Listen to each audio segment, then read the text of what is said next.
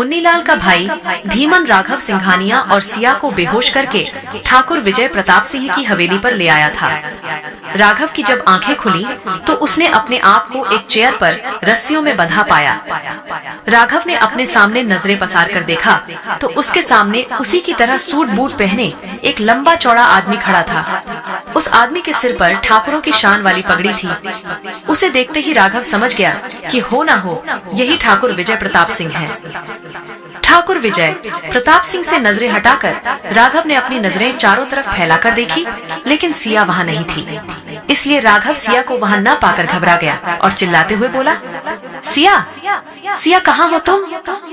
ठाकुर विजय प्रताप सिंह ने राघव की बात का जवाब देते हुए कहा, तुम्हारे साथ जो लड़की आई थी वो यही है और वो एकदम ठीक है।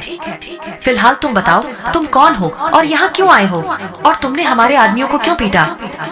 ठाकुर की बात सुनकर राघव ने झुंझलाकर कहा, मुझे कोई शौक नहीं है यहाँ आने का।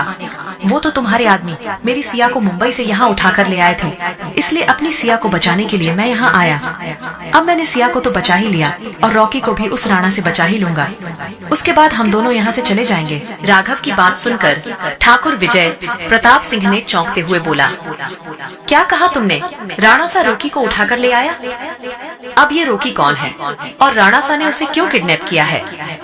तभी राघव ने ठाकुर विजय प्रताप सिंह से कहा, ये सब तो आप अपने उन आदमियों से पूछ लीजिए जो मेरी सिया के साथ साथ उस छोटे से बच्चे रोकी को भी उठाकर ले आए हैं, और साथ में ये भी पूछना कि उनका वो मालिक राणा सा आखिर क्या चाहता है मेरी सिया से। राघव की बात पर ठाकुर ने कहा, देखो तुम जो कह रहे हो मुझे इस सब के बारे में कुछ नहीं पता था। वो तो मेरे आदमियों ने कहा कि कोई अजनबी आया है जिसने उन्हें बहुत मारा। बस इसी वजह से मैं तुम्हें देखना चाहता था कि आखिर कौन है जिसकी इतनी हिम्मत हुई कि उसने ठाकुर के आदमियों पर हाथ उठाया।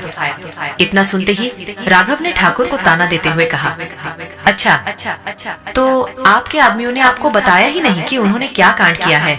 एक तो उन्होंने मेरी सिया और रॉकी को इतनी तकलीफ दी और ऊपर से मैं उनकी धुलाई भी ना करता। ये तो गलत होता ना ठाकुर साहब। वैसे आप ठाकुर ही है ना? राघव की बात सुनकर ठाकुर विजय प्रताप सिंह ने गर्व से सीना चौड़ा करते हुए कहा, मैं हूँ ठाकुर विजय प्रताप सिंह, इस गांव का राजा। यहाँ के सभी लोग मेरी बहुत इज्जत करते हैं और मेरी हर बात मानते हैं। वैसे तुम कौन हो? तभी राघव ने कहा, ठाकुर साहब आप मुझे सच में नहीं जानते या फिर ना जानने का नाटक कर रहे हैं, क्योंकि आप न्यूज तो देखते ही होंगे, है ना? तभी ठाकुर विजय प्रताप सिंह ने कहा, देखिए मैं आपके बारे में कुछ नहीं जानता। वैसे भी मैं तो 1 साल पहले ही अमेरिका से इंडिया आया हूँ। 1 साल पहले किसी ने मेरे पापा का मर्डर कर दिया था। उसी मर्डर की गुत्थी सुलझाने के लिए ही मैं यहाँ रुका हुआ था, लेकिन अब इस श्राप को हटाए बिना मैं यहाँ से नहीं जाऊंगा। वैसे क्या मैं जान सकता हूँ आप कौन हैं? तभी राघव ने जवाब देते हुए कहा, मेरा नाम राघव सिंघानिया है और मैं यहाँ अपनी पत्नी सिया को बचाने के लिए आया था, न कि किसी को मारने पीटने। राघव सिंघानिया नाम सुनते ही ठाकुर विजय प्रताप सिंह ने चौंकते हुए कहा, तुम राघव सिंघानिया हो, मुंबई के सबसे बड़े गैंगस्टर।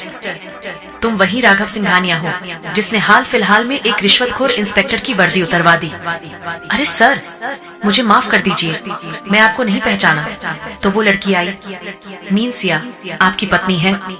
राघव ने अपनी गर्दन हाँ में हिलाई और बोला, जी हाँ ठाकुर साहब, सिया मेरी पत्नी है और आपके गुंडे उस राणा सा के कहने पर मेरी पत्नी और रोकी को यहाँ उठाकर ले आए।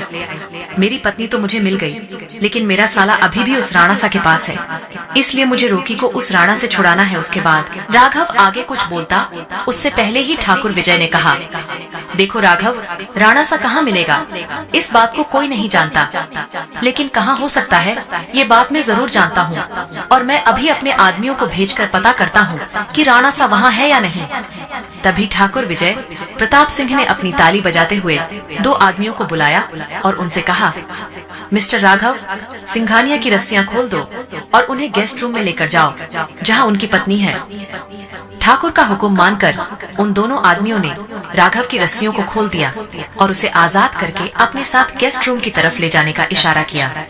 उधर गेस्ट रूम में सिया के साथ ठाकुर विजय प्रताप की गर्लफ्रेंड निया बैठी थी। निया ने जैसे ही दरवाजे पर राघव को देखा तो निया ने चिल्लाते हुए कहा, वाह कितना हैंडसम बंदा है यार, इसके डोले शोले, इसकी हवा में उड़ती जुल्फे और इसकी प्यारी सी सूरत, हाय मैं मर जाऊंगा, कितना प्यारा है ये। दरवाजे पर खड़ा राघव निया को देखकर दरवाजे पर ही रुक गया था। वहीं निया राघव की तारीफों के पुल बांधते हुए उसे लगातार घूरे जा रही थी।